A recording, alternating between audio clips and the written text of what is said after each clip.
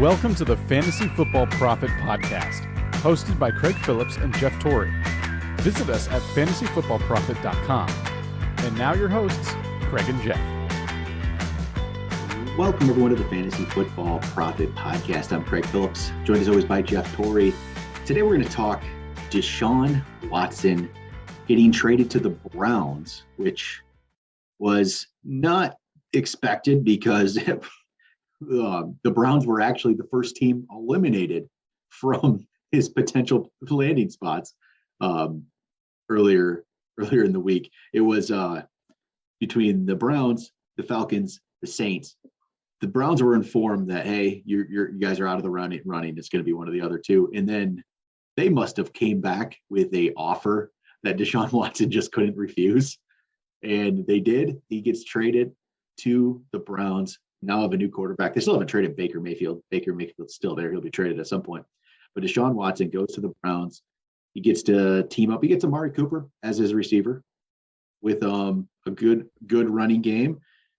What are we thinking here? Deshaun Watson with the Browns. Well, first off, this is the part that still throws a wrench in it for fantasy-wise. Is this guy going to be suspended? We still don't know this. Right. Well, he still could be. What makes me think that they're bracing for that is they made his contract. I don't know if you saw this.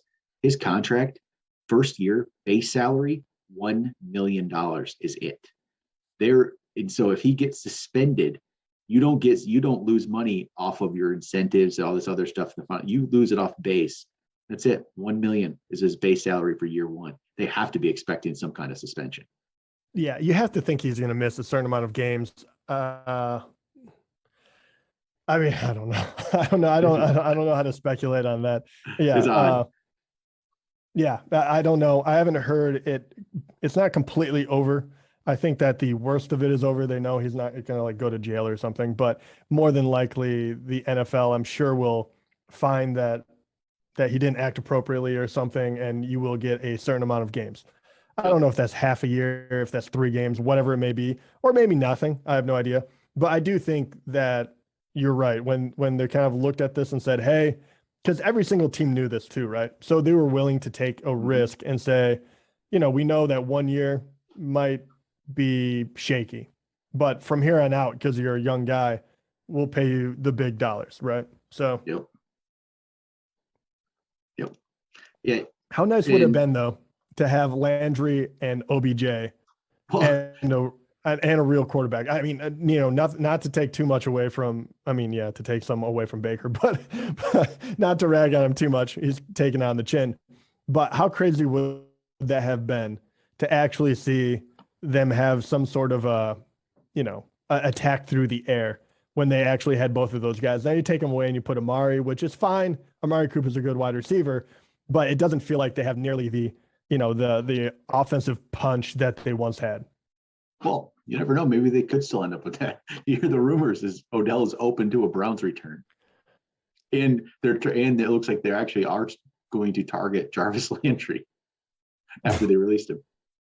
Well, I mean, I would eat my words if they got those two and Amari. And let's be honest, OBJ, they'd be taking him on a very nice contract because he's coming off of, a very hefty knee injury. So I'm sure that he's not going to be able to do a long-term deal. And it's probably going to be pretty great for whatever team gets him. And who knows, you're probably looking at a return, halfway through next season, which is probably when you know that Deshaun is going to be out of the woods as far as the, assuming, it's not like a year or something suspension. But so it might be good timing for him. And it does seem like if you're spending all this money on everyone else, you got to find a way to save a little of that cash. But say they do add one more guy, Amari Cooper and whoever, a very serviceable wide receiver. Does he put up the same numbers he was able to in Houston? Because the last 3 years before he wasn't playing, he was the fourth, and fifth best fantasy QB in the league. And obviously he did have DeAndre Hopkins, but other than that, not a whole lot, right? He had Will Fuller for a while when he was healthy, played half the games maybe. So he can do a lot with a little. is what Cleveland has going on, do you think that is enough for him to return to that top 5 spot? I think it could be, because he also has an awesome running game. He is just, this offense can be really good. If I think if they get one more receiver, you get another receiver to add to Amari Cooper, because I do like this for Amari Cooper too, but I don't trust Amari Cooper. I don't know. I don't think none of us do. I don't see why he can't be up there with these guys. That run game's gonna keep teams honest, because and you get, so what do they have? I'm looking at Amari Cooper. Okay, yeah, Donovan Peoples-Jones. Yep. So that'll be nice to have one more and Donovan Peoples-Jones be your 3. That's a pretty solid 3. And then Deshaun Watson, even without, he's top 10 for me right now. He'll be top 10. If you say he's playing the whole year, he's top 10 easily. I'm not even. He was great in Houston. He just was. I agree with you. I think top 10 is easy. Would you draft him in the top 5? No. Is it going to be just outside of it, probably? Yeah, I can't see myself getting him on my teams if he's in that 4 to 7 range, 8 range. I don't think I'm going to do it, but 9 or 10, yeah, I'll take a chance all day. I guess it depends. I'm not going to say it depends on where that 8th pick is, if it's the 8th quarterback, but who knows how far down it is. Right. Somebody else is going to take that chance on him over me. But I like the potential. It's just, I do wish I want them to have one more receiver. That's it. Just one more receiver. I would like that. I would like that too. I think it's a small worry. It's not much of one, but I do wonder what taking a year off, if you're going to have any of that rust, let alone if you do have the possibility looming over your head of a suspension. I just wonder if that first year is going to be really hard to get back into. Could be. Not that. Once again, I would do the same thing you're doing. I would definitely take the chance when you're, picking later, but there's too many good young quarterbacks that, and quite a few that run up ahead of him. So his upside is a little more capped than it once was, but there's, because he is a rushing quarterback. I mean, the last 3 years he was playing 5 touchdowns, 7 and 3, rushing anywhere from 400 to 500 yards about as pretty much average for him. Does this hurt Chubb in any way? No, I don't think. I think it'll still be the same dynamic there, Chubb and Hunt. You're not going to see much different. Yeah, I don't see the need to use him when you have those guys. I just wonder if they'll pass more. You take a few touchdowns away from him. I don't think you should. I think you just get the. I mean, if they can run the ball like they have, but now you just have a competent passer back there. I mean, I hate saying this about Baker. I think Baker. I don't know. I don't dislike Baker Mayfield, to be honest, either. But Deshaun Watson's obviously a step up. No, without doubt. Yeah, and I said, I'm really not trying to bag on Baker. But the truth is he didn't perform, whatever reason it was. If they didn't have, I think it is best for that team and him to split and see what we have somewhere else. We don't know where he's going to end up, but and Baker and Deshaun are the same age too. It's like Baker or Deshaun's already proven it. Baker hasn't. They're the same age. They're both 26. Baker just isn't. He's fine. He's just not. I don't know. He's nothing special. No, and the worst part is he did the best in his rookie year, or was it his second year?